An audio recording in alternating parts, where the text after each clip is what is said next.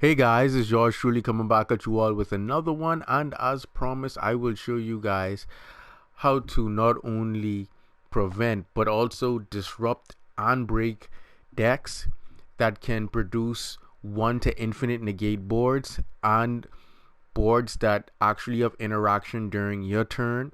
If they go first and you go second, that can actually disrupt your current play and still put negates on the board. I will show you guys just how to not only prevent but disrupt and also break those boards. And here we go. And if you see back in my tech counter section, you'd notice that that is increased because there are a wide variety of decks out there and a number of different ways you can go about this, and I wanted to give you guys the most widest range of options in terms of card selection depending on what you're playing, because not every deck can incorporate every single thing that I'm going to give to you guys. So just to give you guys how to put it, a tropical salad, something that is a mixture of everything, sweet, sour, salty, you name it, that you can splash into almost any deck build so that you can stay consistent and relative as you play Yu-Gi-Oh and not have your opponent lock you out the game or just say no to any action or response you may have. And let's get down to it.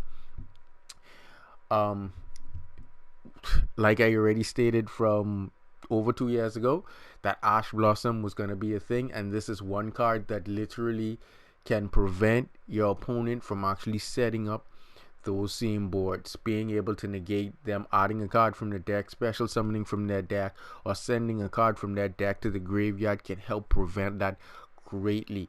Also, DD Crow, if your opponent sends a monster to the graveyard or a card with an effect that can activate in the graveyard, you can just use DD Crow, banish that card before the effect even goes off.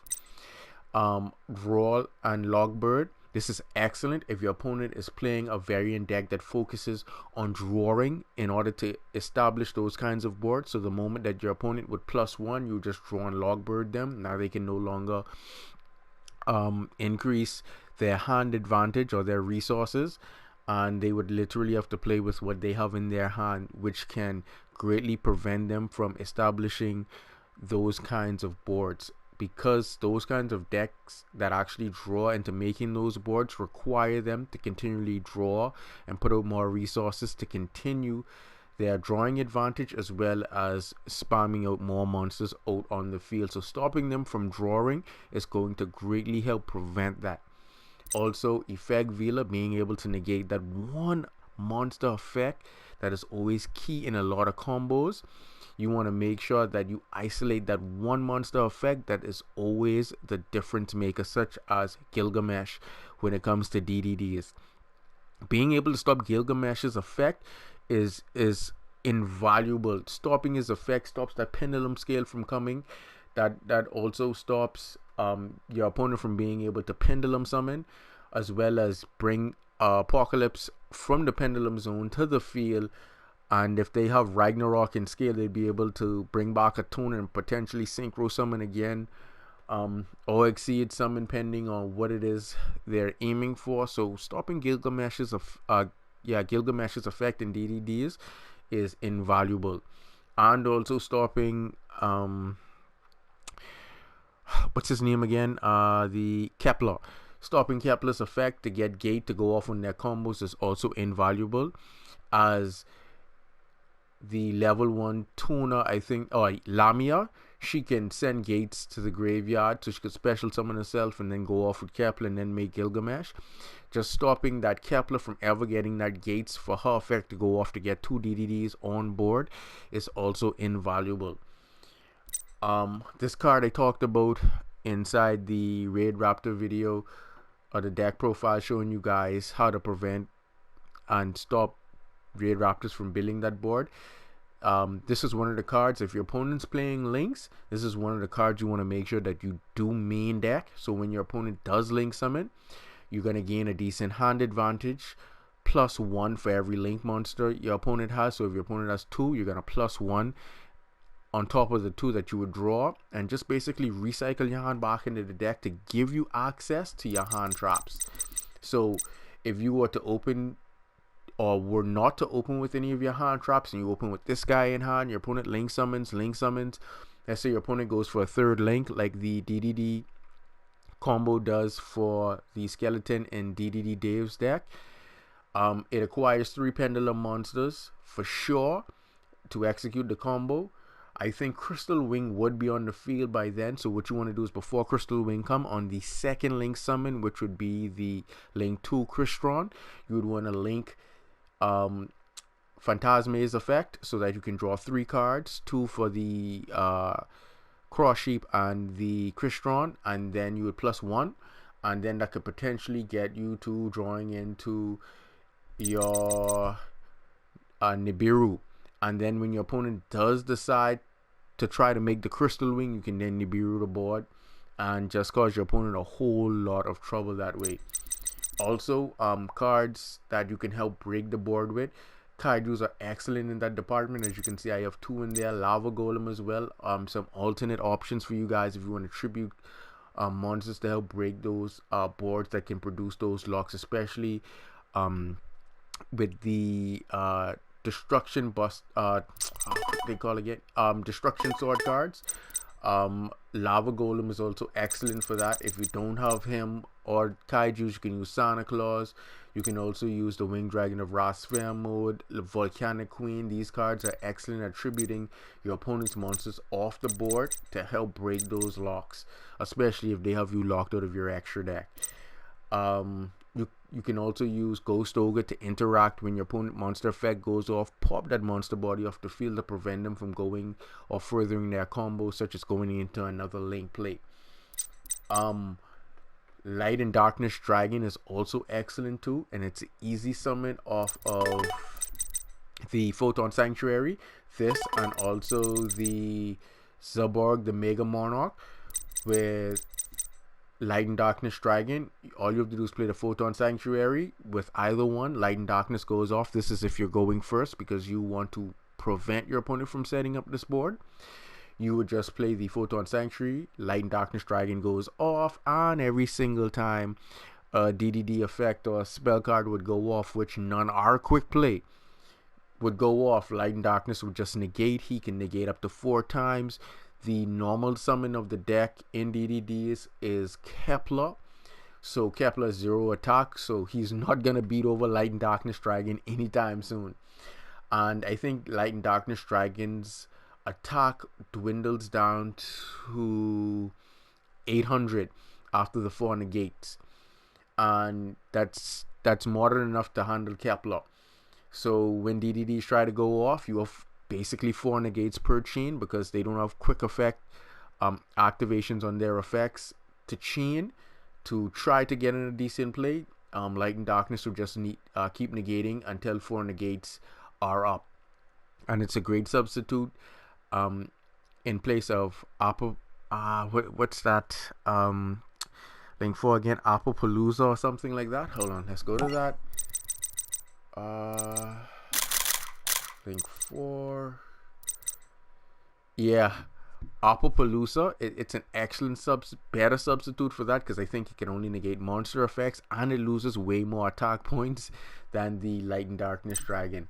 So it's an excellent opener against that DDD board, as well as the Zerborg, the Mega Monarch, being able to just pop itself, and then now I think when it pops itself, you get to choose the monsters from their extra deck you want to go to the graveyard. So now you could literally tear apart your opponent's extra deck, get rid of more than half your opponent's extra deck so that their combos can never be executed. And that is what you want to prevent the board from ever being established. Like I said, Nibiru, whenever your opponent would go off on 5 or more summons trying to make that board, tribute all off the monsters, but you want to be careful and you want to make sure that when you are main decking Nibiru, that your deck can handle the token that's coming, because the token has the anime version of the Winged Dragon of Raz effect, where it gains the original attack and defense of all the monsters tributed. So you want to be careful and make sure that your deck can actually out something that may come over 3 grand. So you want to make sure that you are able to actually handle that. Called by the Grave. Basically, if you went first, you want to set this so that when your opponent does go off, you can, if they were to go like Swirl Slime, Necro Slime, and make their fusion, you would then banish the either one of the slimes. You just want to make sure that your opponent can't make another fusion play or special summon from their hand for the Flame King Genghis to go off. This is supposed to be a mind control. I have not earned that as yet, but as you can see, I have earned my sphere mode now. I just need to get another mind control. This is excellent after you've neutered the board or all the monsters of their effects, being able to take control of one of them and then being able to link it away or fusion or exceed someone with their own monsters and still use it. No, their effects would be negated then, but you would be able to take control and then use it for one of the summoning methods. Then we have Dark Hole. It's a combination of Dark Hole, Raigeki, Lightning Storm, and Interrupted Slumber in conjunction with this card, Dark Ruler No More. Once you play this card, because there are a large number of monster effects, they can't activate in response. All their effects would be negated, and then you would just combo off with either one of those 4 mass destruction cards and just out your opponent's board. If it's Raid Raptors, then you know the Ultimate Falcon would remain on board, and I'll also show you text to get over that as well. If you're playing Monarchs, or if you're playing a deck that allows for tribute summoning, you can use Domain of the True Monarchs to log them out of their extra deck on the first turn. So when their turn starts, if they have no oaths to the domain and you have the tribute summoned monster actually protected by March, it's going to be hard for them to actually get around this board. And you can also use Majesty or Vanity's Fiend as well, stopping them from ever activating their monster effects, and Vanity's Fiend so that they can't special summon at all, and that way you won't require the domain. So you can also splash either one of those 2 in as well. Let me put them in there for you guys to see. I hope I have them. Majesty's Fiend, let's see if we can find it. MHA, where is that? There we go, down there. And then we want to go Vanity's Fiend because they banned Vanity's Emptiness. There we go. You want either one of these 2, which would help first turn to prevent those boards from ever being made. You really want to play these 2 in a Monarch build, and it's going to help, not even help, it's going to prevent your opponent from ever making those kinds of boards. And the Double or Nothing is for one of the combos I'll show you to be able to beat over an Ultimate Falcon that uses Utopia Double, and then you would activate this effect. It would get you your Double or Nothing, and then you just go into either one of your Utopias. If you go into the regular, he's going to be 5 grand. He attacks you, negate his attack. Then you go double, he's going to be 10 grand, and he's going to tear a hole straight into the fabric of reality in your opponent's mind that they can't believe that you did something like that. Also, Mystic Mind is also an excellent way if you go first, just to play the Mystic Mind and then pass. The moment your opponent summons a monster, they can no longer activate monster effects or declare an attack.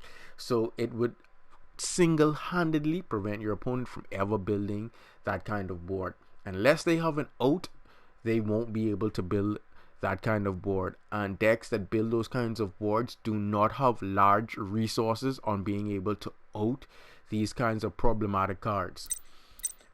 Super Polymerization, this is excellent, especially against DDDs as they are dark, and I will show you the text for the Super Poly in the extra deck. I think I'll do that now. The text you're gonna have in your extra deck for the Super Poly play is going to be the Starving Venom, this guy here. I am not gonna try what triple fun. Anyway, this guy right here, the level 9 fusion for Predator Plants, and the Anaconda. What happens is if you don't have access to Super Poly, after you've already neutered the board of all their effects, you want to combo this with Dark Ruler No More, or you can even combo this with Mystic Mind. If your opponent does get 2 or more monsters on board, you can just combo this with Mystic Mind. But it's really for, where is it, Dark Ruler no more. Once you negate their effects, you would just go make Anaconda. If you don't have access to Super Poly in hand, which is excellent, he will gain Super Poly's effect. You can target another monster in the field and make it dark, but if you're playing against DDDs, there's no need for that. You're going to gain Super Poly's effect. Because they're DDDs, and you're most likely going to have a dark DDD on board in the form of Siegfried. Your opponent may also have Crystal Wing on board. You can target the Crystal Wing with Anaconda's effect. Crystal Wing's effect would already be negated, so you have nothing to worry about. Make him dark, and then Super Poly's effect goes off using the Anaconda, the Siegfried, and the Crystal Wing, and you can then make this guy. If you don't want to make him, you can go into Starving Venom. And Starving Venom, you can target the strongest monster on board at that point, which would be Crystal Wing. Make him gain 3k, and then you can attack all special summon monsters on board. Even though your opponent won't take any battle damage, it is due to the number of resources that you are executing this combo with, which is if you're making Anaconda and then using Super Poly in conjunction with Dark Ruler no more. It's just basically Dark Ruler no more and the 2 monsters to make the Anaconda, which is only 3 cards, and your opponent is using a larger amount of resources to create that board. I think it's like 4 cards they're using out of their opening 5 card hand to actually make that board, and you're using 3 cards. So in terms of efficiency, you're making a more efficient counter than your opponent made for an opening board. And because of the large number of resources they're using to build that board of their extra deck, once you break that board, it's impossible for them to reestablish that, because those kinds of decks do not focus on recycling all of those cards to do it all over again. So using Anaconda to get access to Super Poly and turning another one of their monsters into a dark, so you can have access to either this Predator Plant monster or Starving Venom. I would prefer this Predator Plant monster using 3 dark monsters on the field, because his next effect is devastating, and it's when your opponent summons a monster or monsters from their extra deck while you control this fusion summon card, you can negate that summon, and if you do, you can destroy that monster or monster. So even if your opponent sets up for a pendulum summon to bring something back from their extra deck, or try to go off to make something from their extra deck during their following turn, he is just going to negate that, and that is going to hurt your opponent, because they already have used at least 3 to 4 cards out of their opening 5 card hand, and you are only allowed to draw once per turn, meaning that the maximum amount of cards they can have in their hand at that point, depending on what they splash into their builds, is somewhere like 3, or I would give them 4 tops. If there's a way to get 4 cards in yarn tops, I'm not even sure, but at best I would say 4 cards tops, if there's a way to even do that. But you're being realistic, it's only 2 cards you're looking for your opponent to have in hand. So for your opponent to have to play 2 cards to execute or summon something from the extra deck, you're just going to negate that, and then they're going to be in a whole world of trouble all over again. Also, another way to excellently prevent those boards, like I was saying with the Destruction Sword cards, playing Buster Blader. So if you're playing a Buster Blader deck, making the Destroyer Swordsman and the Buster Dragon, making them dragons so that their effects can activate, and then just equipping the Buster Destruction Sword so that they can't summon from their extra deck, or depending on what they're actually playing. In this case, we're just talking about decks that can spam out those heavy monster boards with a lot of negates. You just really want to focus on the Destruction Sword equip, so they can't go to their extra deck, their monsters effects are negated, and their types are also changed to dragons, meaning that they're no longer fiends or anything that had or would be capable of producing those boards. Unless dragons have a way of producing those boards, you have no worries whatsoever. And even if they are dragons, like, he's gonna negate their effects anyway and put them in defense position, and he can pass defense. So it really doesn't matter how many monster bodies they have on board, they still have to deal with taking piercing damage. Also, for protection, if you're playing like Buster Blade or any style deck that can put up a great deal of prevention for your opponent, and excellent protection after you've made your turn play, is Imperial Order, because The decks that are being constructed now are more heavy monster and spell set than they are trap set, and I've stated this from the first legacy of the Duelist. If you haven't watched my beginner to master level dueling guide, I will leave that link in the description below for you guys too. I promise you, if you watch that, it's going to change the way you see dueling forever. I give insights and live dueling examples for you guys so you can see problematically and situationally just how what I say transpires effectively with simplicity, and that is what's going to help you stay consistent as you continue to duel and progress as a duelist in Yu-Gi-Oh!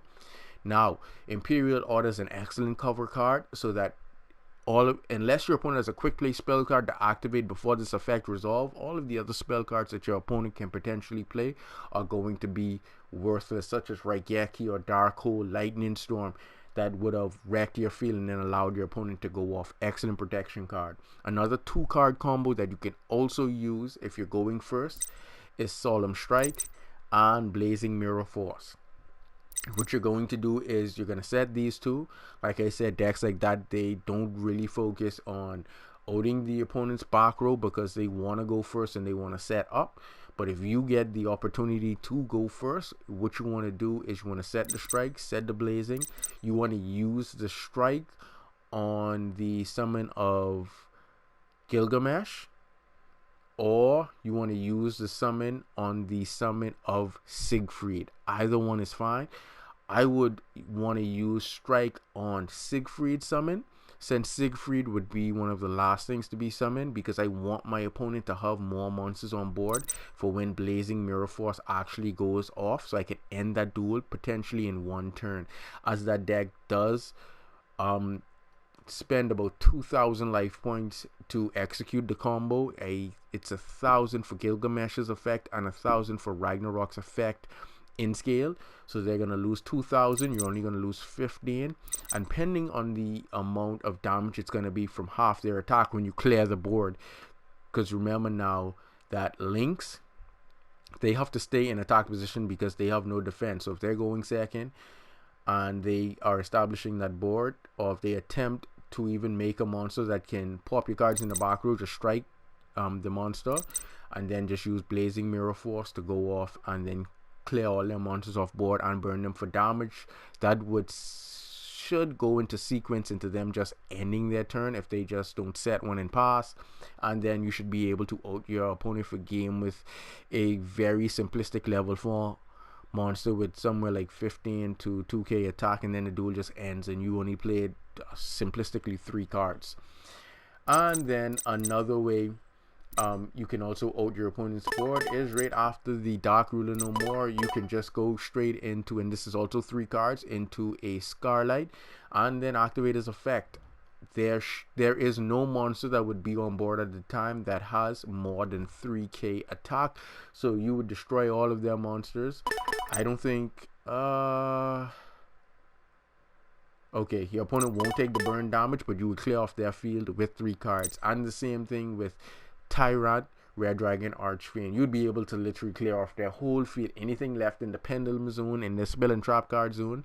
This would require 4 cards, as you would need 2 toners, 1 non-toner monster, and then the Dark Ruler No More. But to be able to out your opponent's entire field and just leave them at a disadvantage, I can't tell you how powerless someone would feel in that position, and you have a 3,500 beater on board. On top of that, you using less resources to out their field that cost them more resources. And that is how you want to duel when it comes to you. You're just simply outplaying your opponent, out-resourcing them, using the littlest amount of cards as possible, break their boards that require them to use more. And 2 or 3 turns down the line, you are always going to have that decent card advantage, simply because we are only allowed 1 draw per draw phase, and that unless there's a card effect on the field that's going to manipulate the raw monster effect that's going to give you additional draws, it's only 1 draw during the draw phase, and that's going to continue to give you the advantage throughout the entire duel, out resourcing your opponent. So if you haven't watched my beginner to master level dueling guide, I will leave that in the link in the description below. And that's it until next time. And in the next video, I think I will be showing you guys. I'm not sure what I'm going to be showing you guys. Oh, in the next video I will be analyzing the meta for you all. As you can clearly see now, I am over 9,000 cards. I'm just shy of trying to get over 10,000, but I think I have more than enough cards to be able to analyze the MR5 meta for you guys. So in the next video I will be doing just that, so you can know what state and the kinds of combos that this meta is going to transition from now and that it would go into, and what's going to be relatively effective in the meta that's going to produce a lot of wins, as well as the 5 speeds in Yu-Gi-Oh! And that's what I have for you all. So until next time, later.